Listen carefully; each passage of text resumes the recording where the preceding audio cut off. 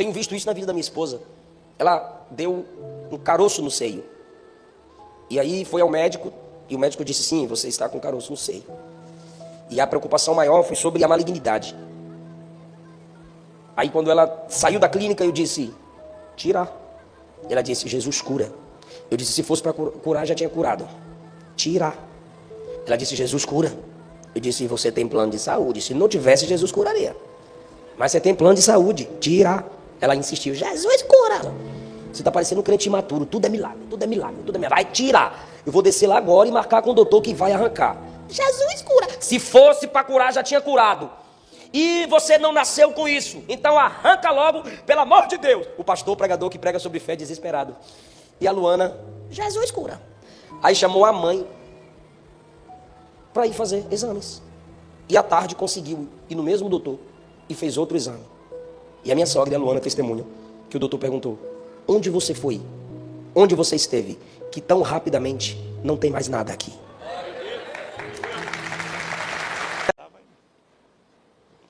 Paz do Senhor Jesus. Abra comigo num texto da palavra de Deus. Primeira carta de Paulo aos Coríntios.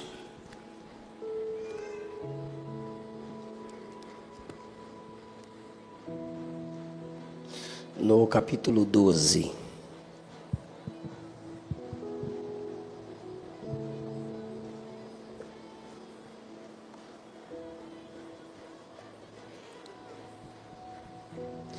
Primeira carta de Paulo aos Coríntios, no capítulo 12.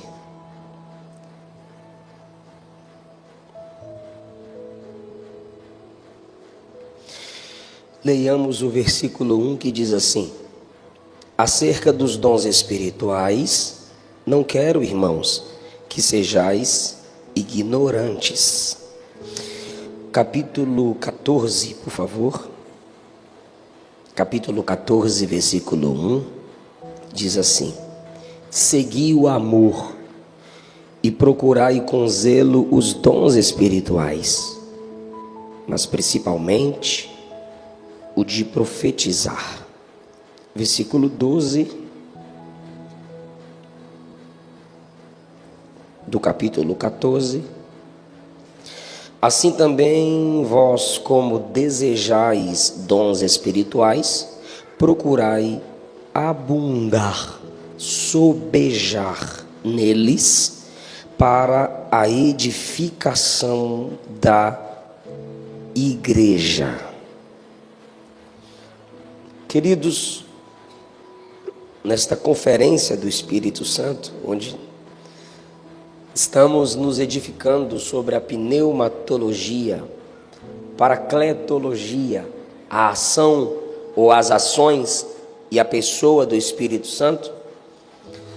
Ontem eu disse aos irmãos sobre as ações do Espírito no livro do Gênesis. A partir dali entendemos sobre a Trindade, a ação do Espírito na criação de todas as coisas, na formação do homem, o juízo do Espírito em Gênesis 6, que é a sua retirada da permanente insistência com o homem. Entendemos sobre a característica do Espírito na vida de um dos patriarcas, visível, foi sobre José. E onde há a ação do Espírito Santo, existem o seu fluir a partir dos dons espirituais. Um dos modos pelo qual entendemos que o Espírito Santo ainda age na igreja, através da igreja e apesar da igreja, são pelos dons espirituais. E em alguns ambientes eles são supervalorizados. Em outros, eles parecem não ter nenhuma importância. E eu, de propósito, li com vocês que acerca dos dons, no capítulo 12, versículo 1, os crentes não podem ser ignorantes. Nós precisamos ter algum tipo de noção a respeito dos dons espirituais. Segundo lugar, lemos no capítulo 14, isso mesmo, versículo 1, que precisamos seguir o amor e procurar os dons, porque o Espírito Santo não dará dons para quem não se desenvolve no fruto do Espírito ao ponto de viver em amor. Para que Ele dará dons para quem não ama? Buscar o dom sem ter amor faz de nós soberbos, pessoas egocêntricas. Se já somos soberbos por natureza, o Espírito Santo jamais nos ajudaria a sermos um pouco mais. Por isso é necessário buscar o amor, aprender a perdoar, olhar o outro. Como Cristo, Paulo disse isso em Filipenses 2, a partir do 7, considerar o outro superior a você. São os processos para se desenvolver nos dons espirituais.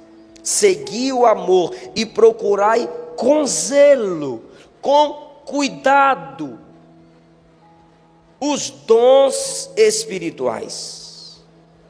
E no versículo 12 do capítulo 14 da primeira carta aos Coríntios, Paulo diz: se você já não é ignorante a respeito dos dons, perceba a evolução. Se você busca o amor para buscar o dom, pois é o amor que enfeita os dons, você chega no nível de abundar nos dons, se multiplicar, crescer mais, se edificar nos dons espirituais.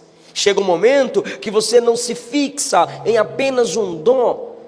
Deus pode te usar de várias formas, visitando outras dimensões espirituais nos dons espirituais. Dito isso, buscar o amor e buscar o dom, saber usar o dom e entender que é preciso abundar nos dons. E sobre abundar nos dons, eu posso aqui usar um exemplo com aquilo que Deus tem me dado. Deus me deu o ministério da pregação. E nos dons, Ele envolve o dom do saber. Conhecer, é o dom do conhecimento, da sabedoria. É o ministério do mestre, o ministério do pastor. Só que eu tenho esse dom desde os 5 anos de idade. E como eu comecei, como meus pais discerniram que eu tinha esse dom? Nas Assembleias de Deus, nós temos um sistema no domingo pela manhã, diferente do de vocês. Cada grupo é chamado de classe e tem um professor. Os varões, um pastor. As irmãs, uma missionária. E as crianças, uma titia. Os adolescentes, uma tia. E os jovens, um líder jovem. Então, eu, tendo minha mãe como professora da classe das crianças, estávamos lá, todas as crianças. Se com 35 anos eu sou desse tamanho, imagine com 5. As crianças aprendendo com a minha mãe. E como minha mãe, meus pais discerniram que eu tinha esse dom. Enquanto a minha mãe estava ensinando, pastor Diogo, eu queria ficar do lado dela. Minha mãe ensinando, andando para lá e para cá. E eu, é verdade, é verdade. E eu ficava ali acompanhando a minha mãe. A minha mãe precisava apresentar figurinhas, pois não tínhamos quadro. Então ela comprava nas livrarias evangélicas uns desenhos sobre os personagens da Bíblia. E era eu que segurava e ficava mostrando. Aí quando chegava a hora dela fazer perguntas, no final da aula ela fazia 2, 3 perguntas. E essa resposta tinha que ser lá na frente com o microfone na mão. Quando chegava o momento das perguntas, eu ia, sentava para ouvir ela fazer as 3 perguntas. E ela dizia, vou perguntar isso, isso e isso. E quem levantar a mão para responder tem que ir lá na frente, pegar o microfone e dizer, saúde os irmãos capazes do Senhor. Hoje eu aprendi isso, isso e isso. E de lá minha mãe perguntava, isso, isso e isso. Aí o aluno respondia com o microfone na mão. Assim ia perdendo a vergonha. Quando eu sabia que ela ia entrar, nesse momento eu me sentava, ouvia as perguntas, levantava a mãozinha, mais rápido que todo mundo. E às vezes nós disputávamos quem ia chegar primeiro lá na frente. Por quê, pastor? A criança queria mostrar que sabia mais? Não, a gente estava de olho no desenho, para chegar em casa e pintar. Mas ali a igreja discernia a minha fome por aprender, por responder e por estar do lado da minha mãe, enquanto ela estava ensinando. Eu lembro que a minha primeira pregação foi num velório de um sobrinho da minha mãe que havia morrido. E ali os irmãos se reuniram e eu pedi para orar. Aí disseram, pode orar. E deixa ele orar. O povo achou bonitinho, um menininho querendo orar. E eu, Bíblia para dentro. Um desejo de pregar. Eu ia para a escola, levava a minha Bíblia. Eu aprendi a ler com a Bíblia. No intervalo, eu ficava meditando nas Escrituras. Isso foi descoberto desde a infância. Eu tinha o meu horário de brincar e o meu horário de estudar. Meus pais me incentivavam a isso, pois viram aquele chamado na minha vida. Só que se você pegar uma pregação minha com 12, 13 anos, que tem no YouTube, eu pregando com 12, 13 anos, e uma pregação hoje, você percebe que eu abundei nos dons. Eu cresci no dom da palavra. E eu conheço gente que começou pregando criança. E é a mesma coisa. Tem chamado, mas não evoluiu no dom que Deus lhe concedeu. E eu tenho certeza que nessa conferência Deus está despertando pessoas aqui para os dons espirituais. E Ele vai te usar muito para a glória do nome dEle. Eu quero então começar com vocês explicando que existem o dom do saber de Deus, do poder de Deus e o dom da mensagem de Deus. Paulo começa com os dons de sabedoria e elocução. Eu queria tanto que meus irmãos pentecostais guardassem isso no coração, porque parece que é só língua, poder e manto. Mas a prioridade nos dons, aqui no capítulo 14, Paulo começa com dons de sabedoria e elocução. Se não vejamos, versículo de número 7, a manifestação do Espírito é dada a cada um para o que for útil. Olha agora quando ele fala sobre a classificação dos dons no versículo 8.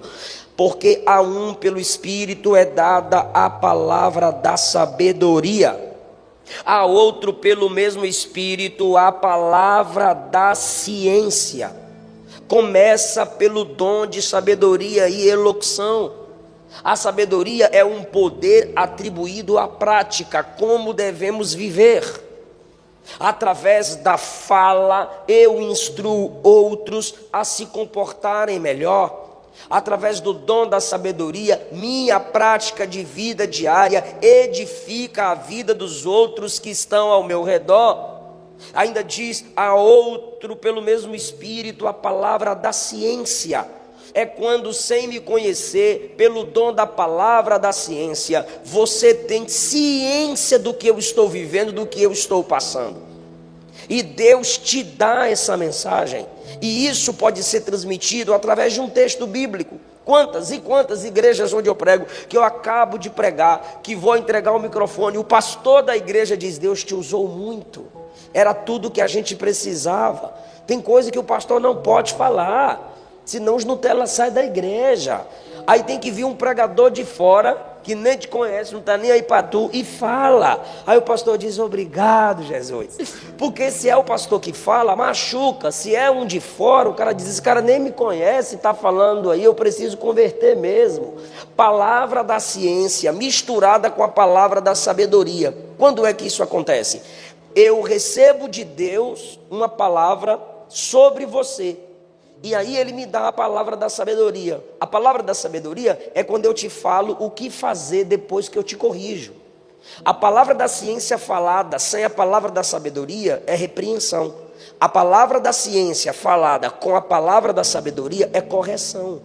Ou seja, o que adianta eu falar, não faça isso, é a mensagem legalista. Não faça, não faça, não faça. Aí você, tá bom, e o que eu tenho que fazer? Se é para eu não fazer isso, então o que eu tenho que fazer? Para mudar minha vida, para sair desse erro, para sair desse pecado, o que eu tenho que fazer? É aí que entra a palavra da sabedoria. Então, em muitas igrejas, chega o camarada e diz, Deus me revelou que seu CPF é tal. E o Kiko? E daí? O que eu tenho que fazer com o meu CPF? Meu nome está sujo? É para eu pagar?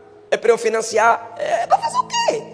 Do que adianta alguém me falar, Deus me revelou o seu CPF? Tudo bem, palavra da ciência. Rapaz, tu sabe meu CPF, velho. E agora? O que eu vou fazer com essa informação? É aí que deveria entrar a palavra da sabedoria. Deus me diz que seu casamento está assim, assim, assim. É verdade, meu casamento. Aí o crente empolga, meu casamento é assim mesmo. Olha a palavra da ciência, está uma luta lá em casa. Aí tu sai daqui e a tua casa continua uma luta. Porque faltou a palavra da sabedoria. A palavra que gera uma mudança. Temos que abundar nos dons.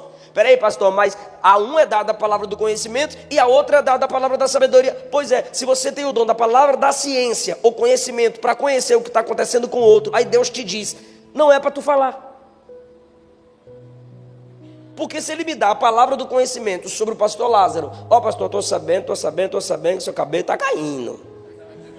Aí ele vai dizer, aí o cara já empolga, é verdade, mas tá visível que está caindo, para que tu está chorando?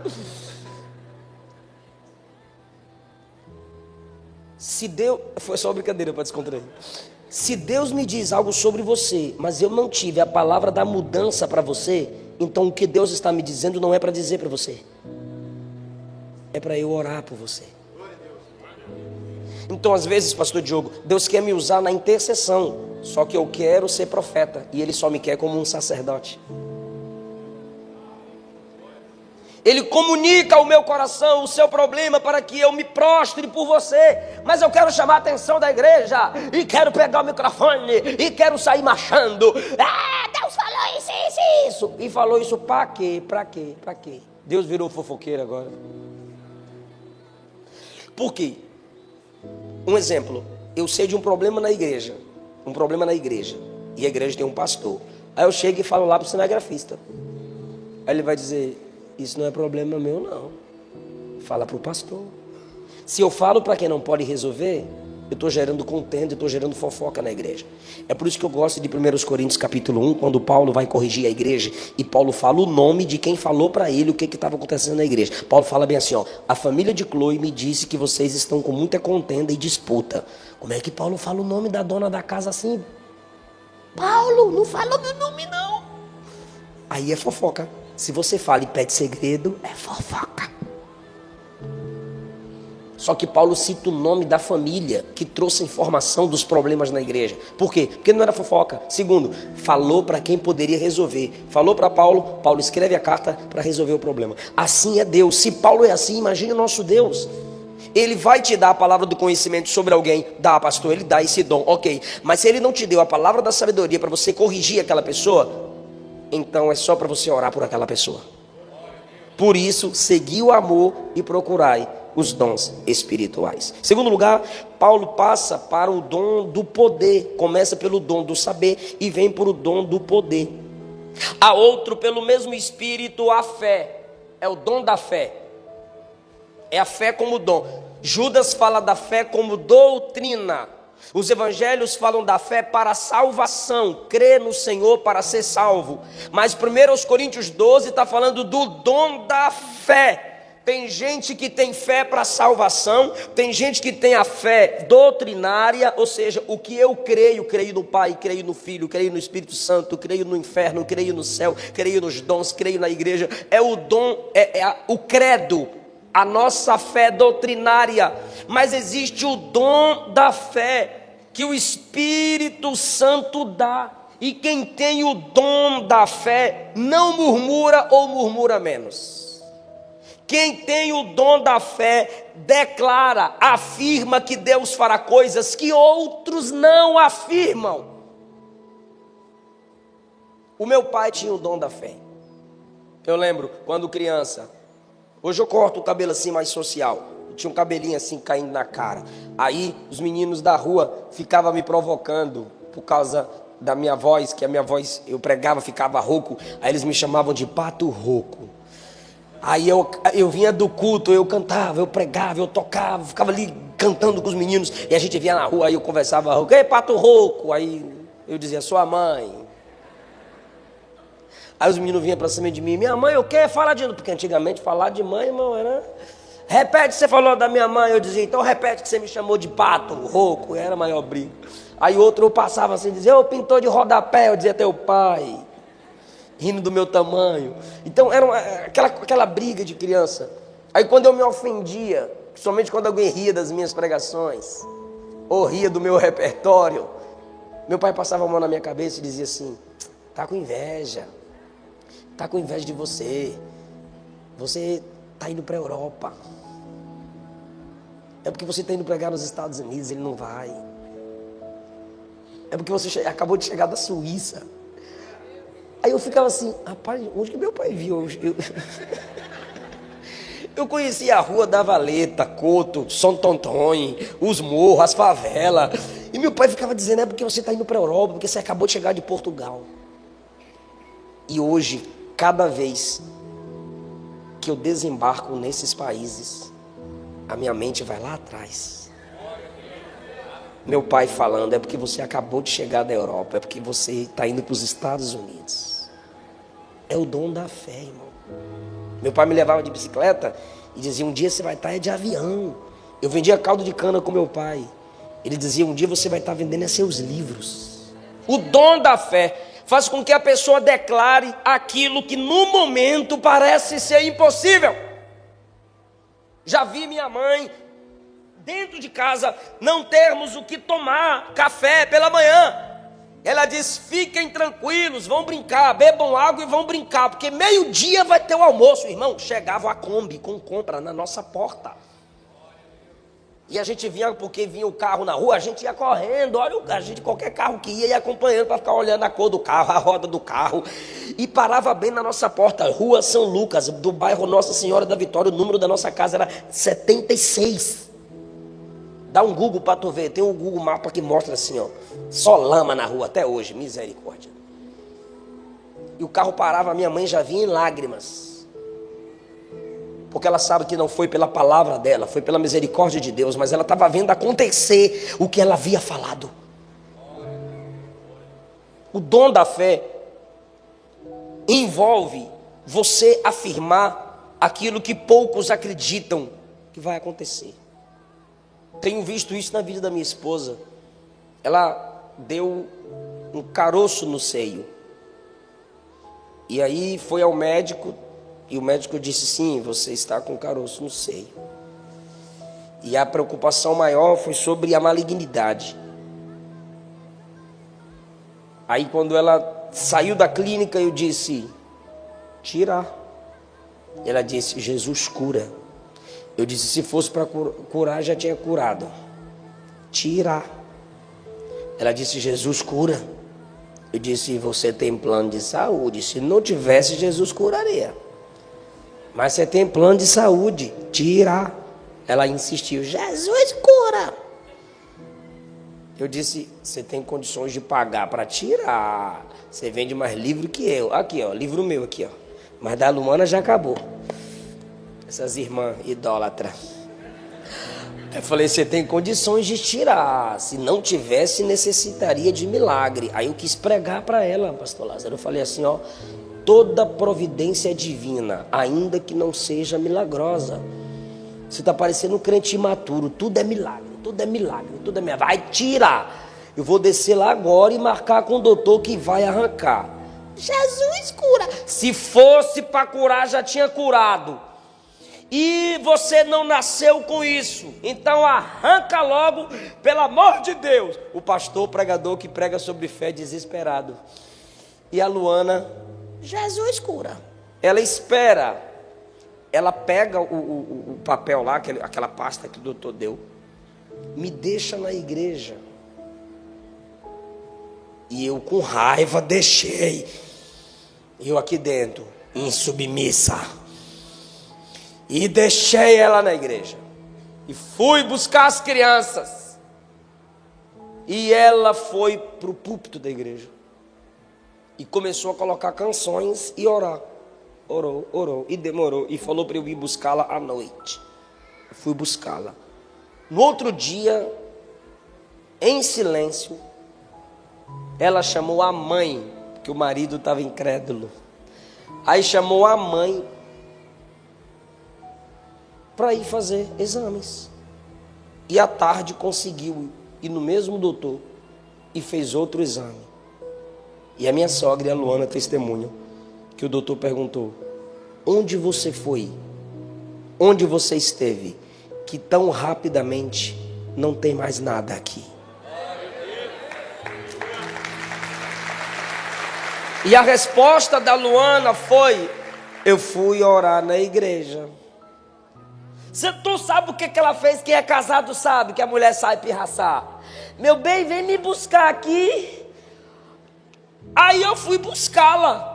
Quando eu chego, quando ela entra do carro, ela pega a pasta assim, ó, e mete no meu colo. Jesus cura. Glória a Deus. Eu não tenho esse dom, irmão. Dom da fé? Eu não, estou buscando. Porque eu acho que é pela teologia, ou pelas polêmicas, ou pelas perseguições dos netcrentes, não sei. Mas eu não consigo ter essa audácia que na igreja parece acontecer mais entre as mulheres, porque elas oram mais do que nós. E declaram com fé. E acontece. Deus tem dado esse dom a muitos irmãos. O dom da fé, que conseguem falar. Por isso o salmista Davi disse, e Paulo disse, cri, por isso falei, porque essa fé nos faz falar. Ele ainda diz, a outro pelo mesmo Espírito, os dons, no plural, de curar. Não é dom de cura. É o único dom categorizado no plural. Dons de curar. Por que dons de curar? Porque os crentes estavam sendo curados de suas enfermidades, mas não por uma pessoa. Muitos crentes orando na igreja por curas. Então não tinha o curandeiro da igreja. São dons de curar na igreja. Algumas dessas pessoas com esse dom poderiam, pela graça do Senhor, curar algumas doenças específicas ou variedades de doenças em vários momentos. Dons de curar. Métodos diferentes usados por Deus, dando direção a quem tem esse dom, para que as pessoas sejam curadas. Esse é o dom que revela o poder de Deus sobre a enfermidade. Versículo 10, a outro a operação de maravilhas, ou dom de poderes, ou milagres. Na operação de maravilhas nós temos curas extraordinárias, mas na operação de maravilhas também temos a expulsão de demônios. É uma maravilha. Poder sobre a natureza. Já ouvi relatos de missionários orando para Jesus acalmar a tempestade. Já vi, como é o nome daquele negócio que vem rodando, jogando no lixo assim, rodando no lixo? Redemoinho, né? Vem destruindo tudo. Eu morava na casa do irmão Erasmo e irmã Glória em Brasília, e vinha destruindo tudo, quebrando tudo, muito barro, muito lixo. A irmã Glória estendeu a mão e disse, em nome de Jesus eu te repreendo. O negócio desfez na mesma hora. Dons de poder sobre a natureza. Já vi crente meia hora expulsando demônios, suando, sai, não sai é nada. E tem outros crentes que quando o capeta pega alguém, a pessoa faz assim, vaza, evita. Mas tem crente que parece que caça demônio, né? Mas quem tem o dom de maravilha, irmão, põe a mão e não fica entrevistando o demônio. Imagina, irmão, o diabo está oprimindo aquela pessoa, encolhendo o corpo daquela pessoa, fazendo-a contorcer. E o cara lá fala, onde foi feito? Qual cemitério? Quanto que foi pago? Vai entrevistar mentiroso, irmão? Só um mentiroso entrevista outro mentiroso, irmão. Demônio é para ser expulso no nome de Jesus e acabou, irmão.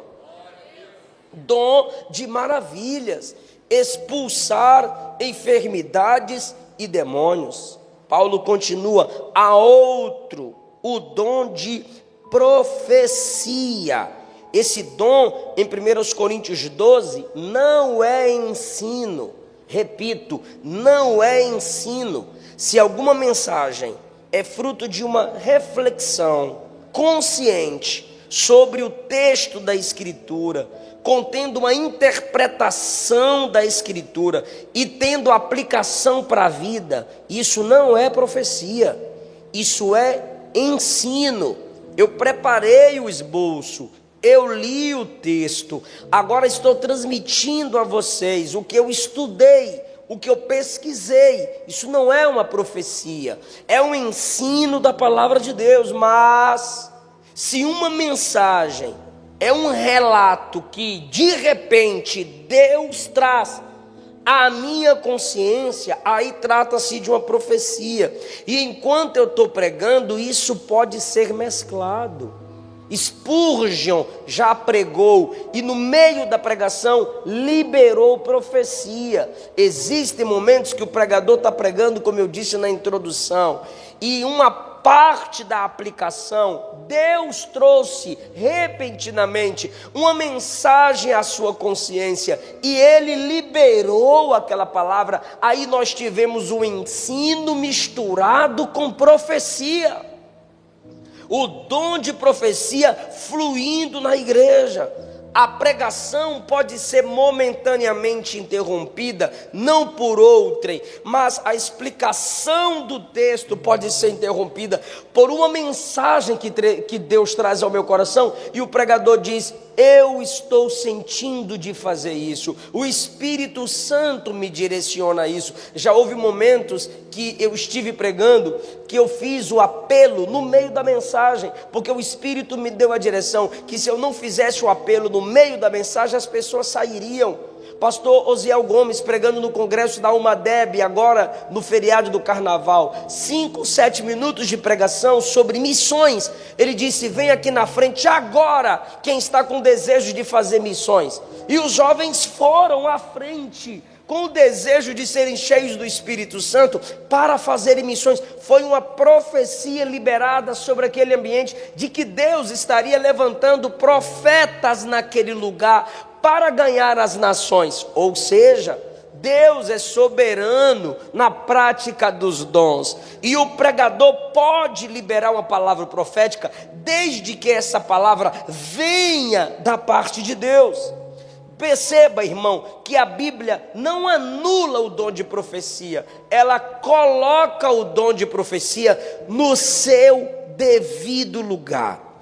Eu anotei aqui, Lucas 1. Maria, José não consultaram nenhuma escritura para conhecer o plano da encarnação. Foi uma revelação, foi uma presença do anjo do Senhor que lhe deu aquela mensagem. Para se enxergar um anjo do Senhor, há um tipo de contato espiritual, uma visão espiritual, uma sensibilidade espiritual. Atos 9 foi através de uma visão que Ananias sabia onde Paulo estava e que deveria orar por Paulo.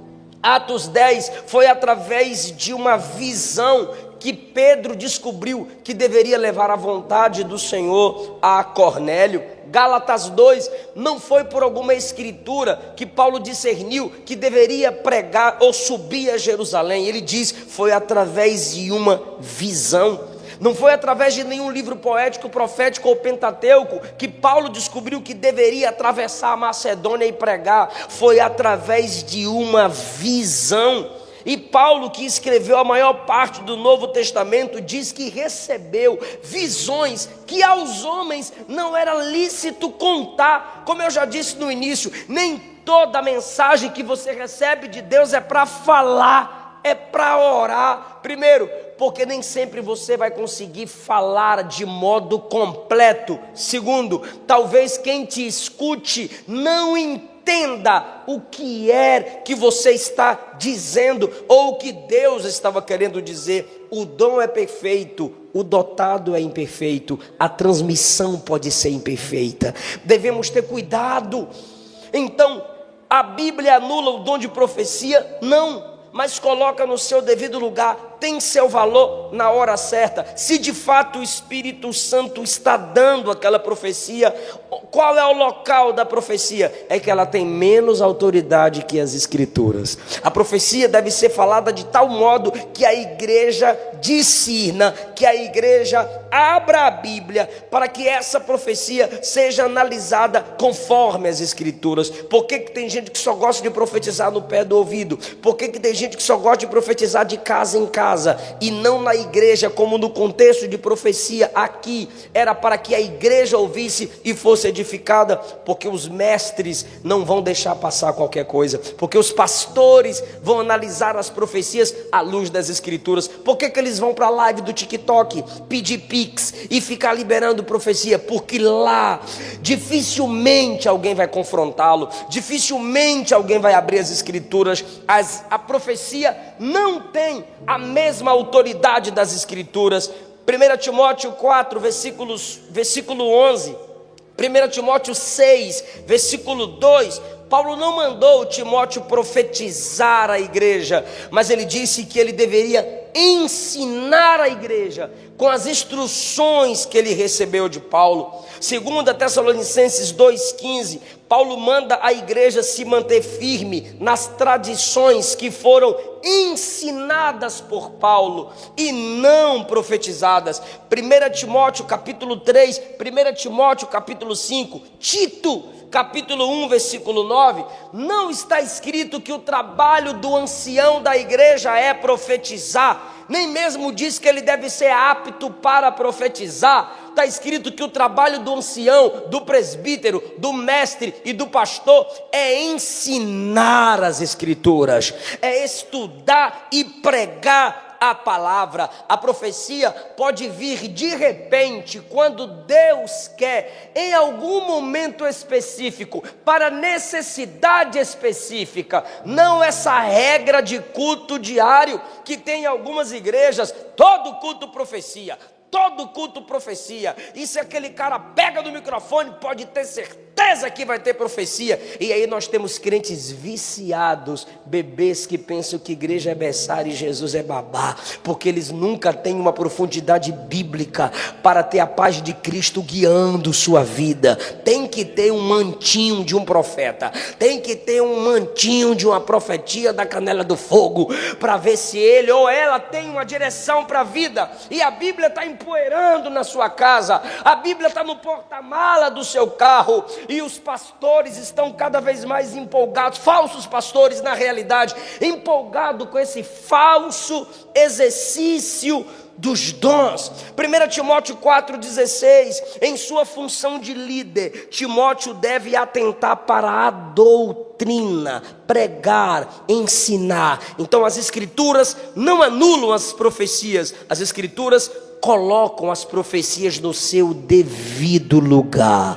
Se Deus quiser falar uma palavra repentina, Ele fala, mas o normal, o natural, o melhor e o mais profundo para nós é abrir as Escrituras, estudar as Escrituras, porque ela é a eterna palavra de Deus.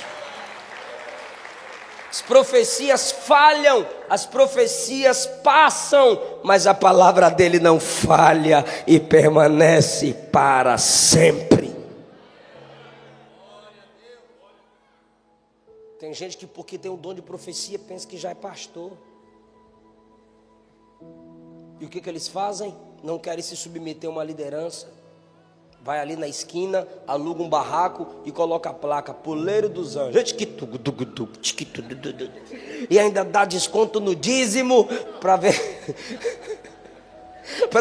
se enche de gente. O cara tem um dom de profecia, pensa que tem ministério pastoral.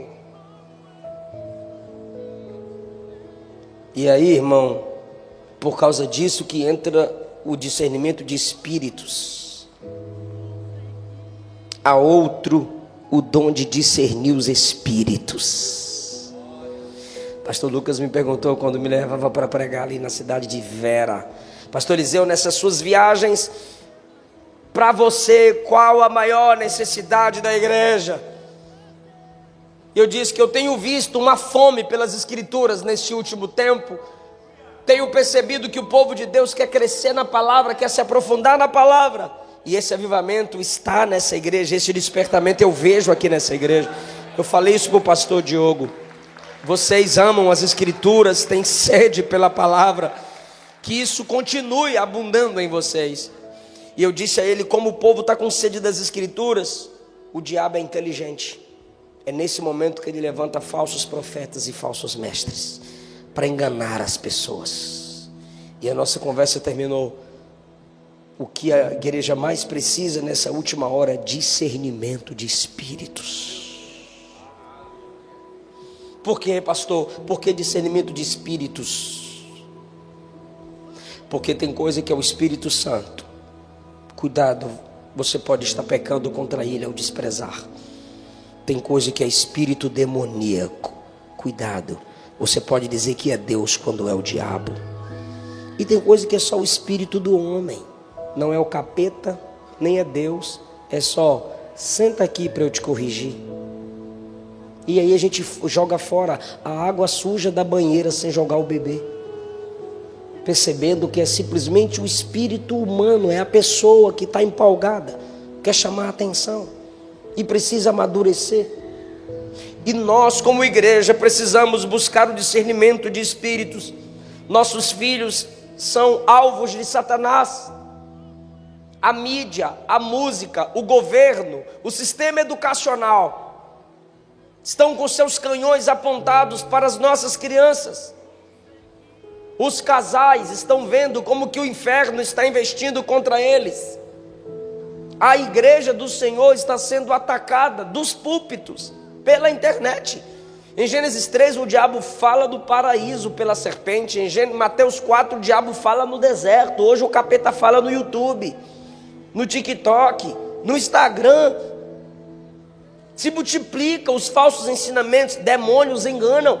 Apocalipse 12:9, o dragão, a antiga serpente que se chama diabo e Satanás, sedutor de todo o mundo, sedutor, enganador. 1 Timóteo 4:1, o Espírito afirma que nos últimos tempos alguns apostatarão da fé por obedecerem espíritos enganadores. Não são demônios apenas que enganam, homens também enganam. Efésios 4:14, Paulo escreve exortando a igreja para não ser enganada, não serem meninos levados por todo o vento de doutrina, pela artimanha e astúcia de homens que induzem ao erro. 1 João 2:26, João escreve para proteger a igreja do engano. Busque o dom do discernimento. Uma pessoa com dom do discernimento, ela discerne se o problema vivido pelo outro é de origem demoníaca ou simplesmente uma consequência de outros fatores emocionais ou psicológicos, ou uma combinação complexa dos dois. Se não buscarmos o discernimento, o diabo nos enganará, os homens continuarão nos enganando. Moças com coração partido, mulheres com coração ferido, porque pela ausência desse dom, se deixaram levar por homens enganosos. Líderes de música, líderes de louvor, ministros de louvores, enganados por Satanás, a soberba gerada do coração, fazendo com que eles pensam que são os melhores, enganados pela arte musical, pelas músicas mundanas, pelas amizades de músicos que têm pacto com o diabo e os fizeram enveredar pelo caminho do amor ao dinheiro, à riqueza, à soberba. Pastores enganados por acreditar, por amar, por investir, e feridos pela deslealdade, pela traição, estão com seus corações dilacerados, porque faltou neles o discernimento de espíritos. Atos capítulo de número 8, a partir do versículo 20, Pedro viu, sentiu espiritualmente, que aquele feiticeiro Simão estava em fel de amargura. Atos 13, Paulo discerniu que o mágico tinha um poder demoníaco para se opor ao evangelho. Atos 14, Paulo discerniu que o homem tinha fé para ser curado. Atos 16, Paulo discerniu que quem falava na boca daquela mulher era um espírito adivinhador. Ele sentiu, voltou e repreendeu. E você sabe, irmão que lê Bíblia, que a palavra que saía da boca daquela mulher era elogio a Paulo e a Silas. Esses homens que nos anunciam o evangelho são servos do Deus Altíssimo. Como o Spurgeon fez. Disseram a Spurgeon depois de uma de suas pregações: você é o melhor pregador, foi a melhor mensagem, ninguém prega como você. E Spurgeon respondeu: o diabo me disse a mesma coisa.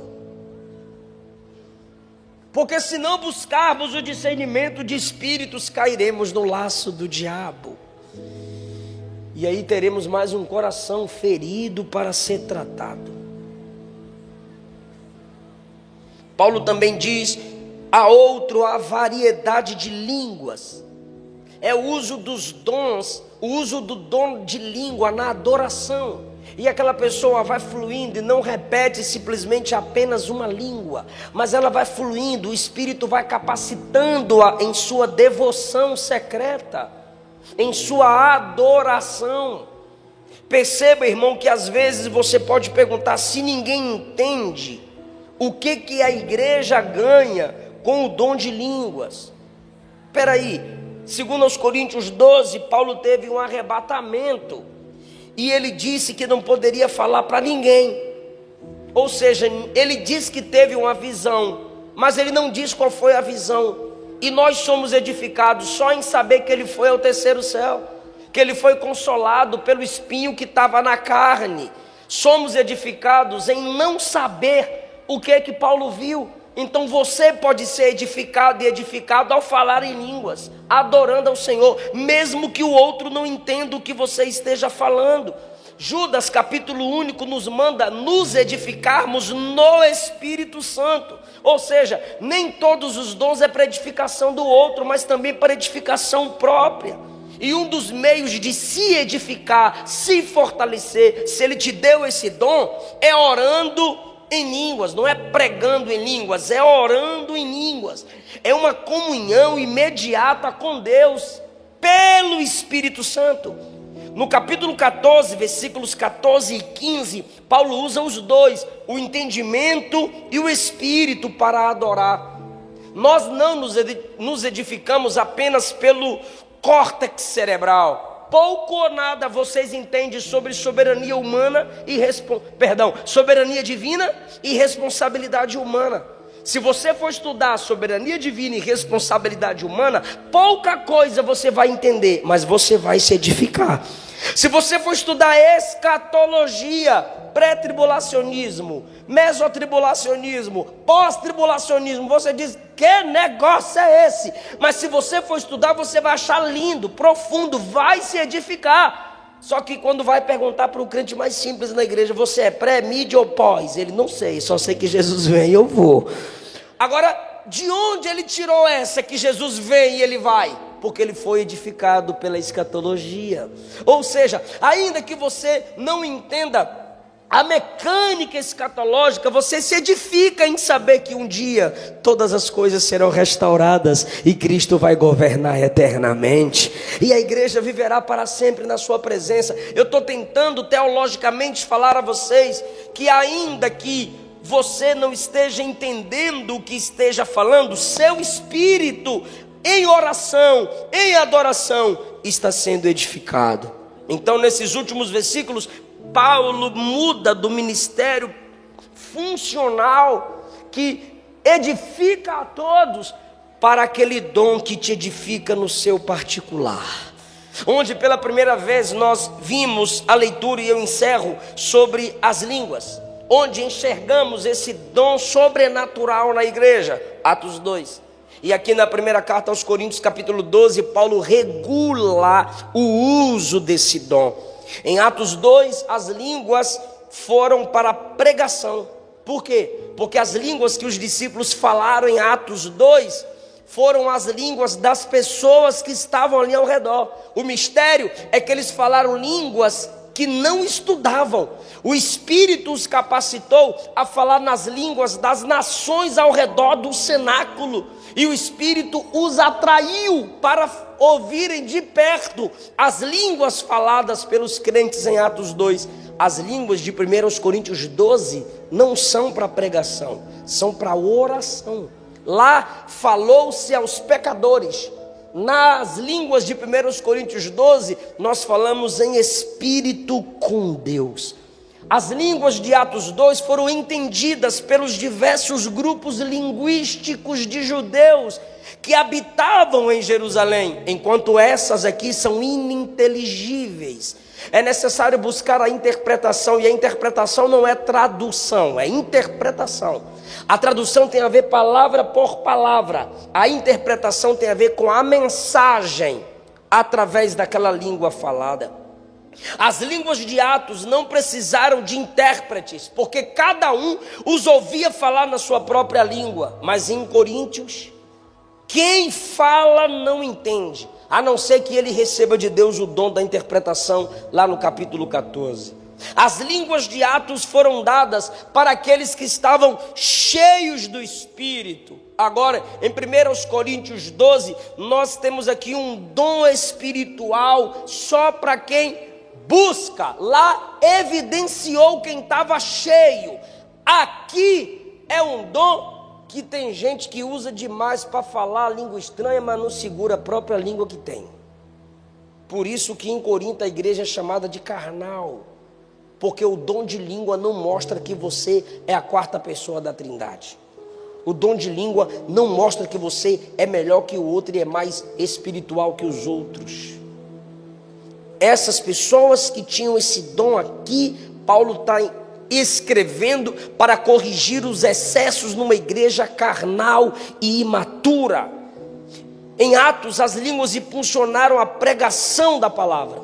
Mas em 1 Coríntios 12, a língua é para você e Deus, sentindo Deus, falando com Deus em oração. E às vezes, irmão, Deus te leva a orar no secreto em línguas para que você interceda por alguém, algum missionário que está em alguma guerra, alguma batalha. Você não está entendendo nada, mas você está orando em línguas. E no mundo espiritual, o Espírito Santo está gemendo por alguém.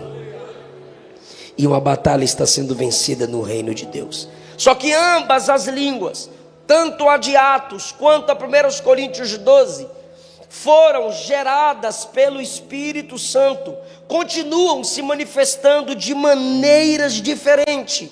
E a conclusão de Paulo é: não proibais o falar em línguas. Se o Espírito te conduz nessa adoração, adore, chore, glorifique e ore. Esse dom de línguas para adoração é um chamamento para o secreto entre você e Deus. Porque às vezes nós não adoramos no secreto, e como eu disse aqui a primeira vez que eu preguei, o seu culto público deve ser o reflexo do seu devocional com o Senhor. Busquemos os dons espirituais, cresçamos nos dons espirituais. Olha o tanto de dom que está disponível para nós. Olha o tanto de dom nos quais Deus quer te usar. Você não pode continuar esse crente comum, no sentido de frio, canta cantor, prega pregador, que daqui a pouco para casa eu vou. Não, irmão, há um chamado lindo de Deus para a sua vida. Nós somos o sacerdócio real, e nessa manhã Jesus pode te capacitar de maneira linda. Quem acredita nisso, fica em pé, em nome de Jesus. Vamos orar para que Deus nos dê dons de elocução, que são dons de sabedoria, dons de poder e dons da mensagem. Eu não sei qual dom você se identifica, eu não sei qual dom você está buscando, eu não sei qual você mais anseia, mas Deus é soberano, Ele vai dar o dom que Ele quiser. Ele vai dar o dom que a igreja mais precisa. Mas o mesmo texto manda a gente buscar. Eu quero orar por você aqui na frente. Enquanto eu preguei, você disse: pastor, eu quero esse dom. Pastor, eu estou buscando esse dom. Vem cá na frente. Eu creio que Deus vai fazer algo lindo na sua vida aqui. O que fazer? O que dizer quando Ele vem? Vamos clamar, faz de novo, Senhor. O Senhor fez ontem. O Senhor fez na história da igreja. O Senhor fez no início da igreja. Você já é de Deus. Você já tem o Espírito Santo habitando em você. Talvez Deus já esteja te usando em algum dom e você nem sabe qual o nome desse dom, pela sua simplicidade. E nesta manhã o Espírito está aumentando sua sede pelas coisas de Deus. Aleluia. Você precisa ter foco. Você precisa orar com insistência. Buscai os dons espirituais. Jesus ensinou: batei e abri-se-vos-á, pedis e vos será dado, buscai e encontrareis. Fala para Deus: Senhor, eu tenho percebido a ausência desse dom na minha vida. Senhor, o Senhor já me usou nesse dom e eu não vejo mais acontecer.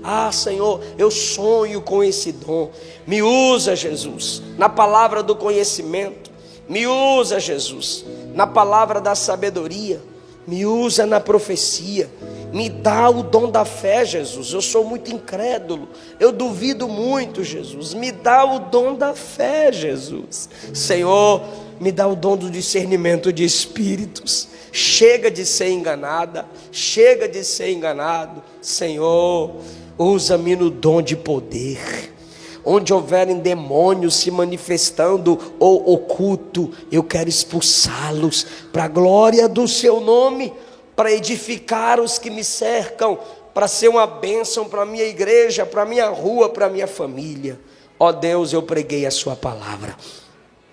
Joel disse que nos últimos dias o Senhor derramaria o seu Espírito sobre nós. Indistintamente, homens e mulheres seriam capacitados. Moisés disse: quem dera que todo Israel fosse profeta.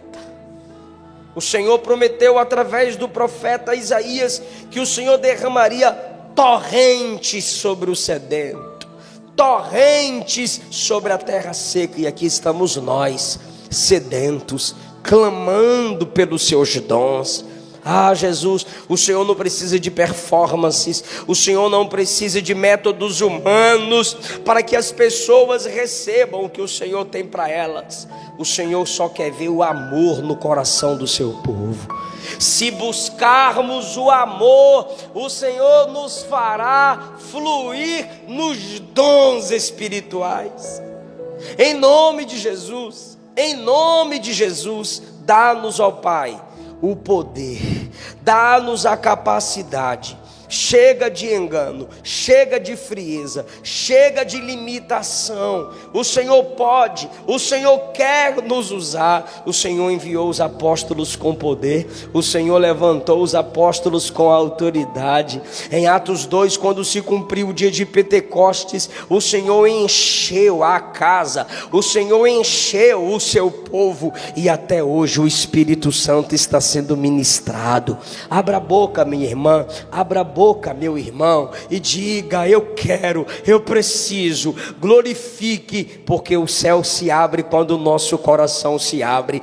A liderança está orando há muito tempo para Deus te capacitar, para Deus te encher. Então, em nome de Jesus, o poder que eu recebi aos 5 anos de idade ainda está disponível. Se Paulo escreveu que na igreja o Senhor opera com dons, se manifesta com dons, é porque essa palavra é eterna, essa palavra é fiel, essa palavra é atual. Jesus vai tocar na sua mente e você vai ter luz na palavra. Jesus vai usar as suas mãos e você vai orar pelos enfermos e eles serão curados. Jesus vai te dar a palavra da sabedoria e seus filhos serão direcionados. Sua igreja vai ser abençoada, não importa a sua idade.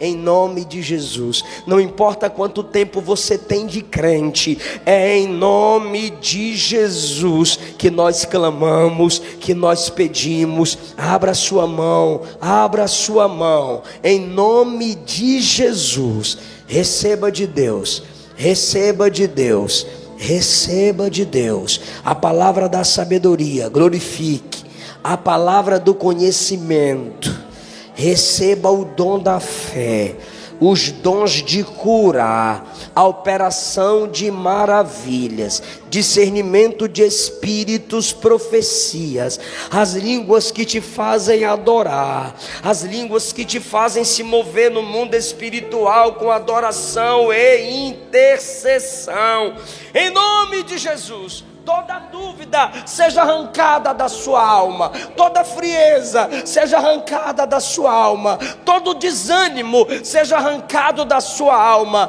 Nós somos o sacerdócio real nessa terra. Eu sinto a maravilhosa presença de Jesus nessa casa. Vocês vão continuar impactando essa cidade. Quem ama a palavra recebe os dons prometidos na palavra. Quem ama a palavra flui no poder prometido por ela. Agora, igreja,